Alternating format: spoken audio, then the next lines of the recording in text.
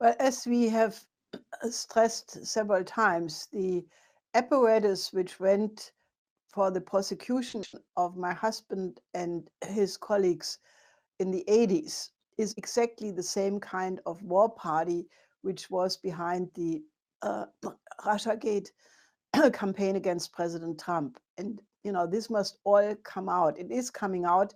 You mentioned that Papadopoulos was in Fox TV in the Hannity program where he discussed the role of British intelligence and other intelligence, Western intelligence services in this whole affair. And he made a joke, which is very close to what we had said last week, namely that if President Trump goes to this state visit to Great Britain, then he should bring up with Theresa May and the Queen, what was the role of the British. I mean, maybe he shouldn't go at all, but if he goes, he should have a great fun. But it's anyway. So I think that this whole British side is really the most important to focus on, because this is also at the bottom of what led to the prosecution of my husband. I mean, we have in a documentation which people can easily access.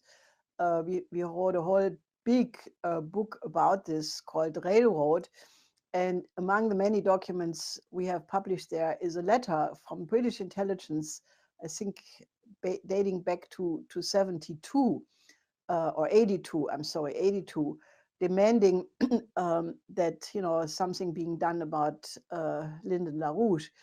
And my husband has written an article in 2000, which I think anybody who wants to get to the bottom of this whole question should read, where he basically, the title of this article is He's a Bad Boy, but We Can't Tell You Why, where he describes extensively the FBI, CIA, intelligence operations against him. And as the real reasons, he mentions basically 5 reasons, that it was on the one side his collaboration with President Reagan on the Strategic Defense Initiative, because this would have upset the entire geopolitical situation of the post-war period, because he proposed a way to overcome nuclear weapons through new weapons based on new physical principles, which would have made nuclear weapons obsolete, which President Reagan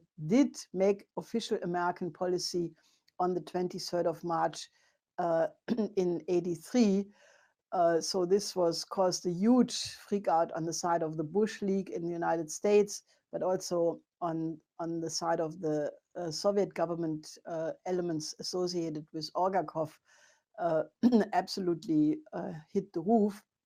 But then it was also naturally the fact that my husband repeatedly did very important steps to get a new financial system. Maybe the most effective one was his collaboration in 82 with President Lopez Portillo from Mexico. Uh, but then naturally also the whole idea that he was working with heads of government of the developing sector to get long-term development projects to overcome the underdevelopment of the developing sector, where the policy of the British Empire and the establishment was to prevent exactly that from happening through, you had the Trilateral Commission, the project of the 80s, the controlled disintegration of the world economy.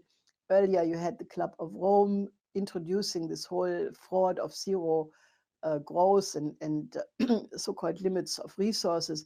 Anyway, so that this is really the fundamentals of the whole reason why you had the underdevelopment of the developing sector, and the proposals we worked on, my husband, I, and our organization, we worked for almost 50 years. And this all is the question of the future of the United States.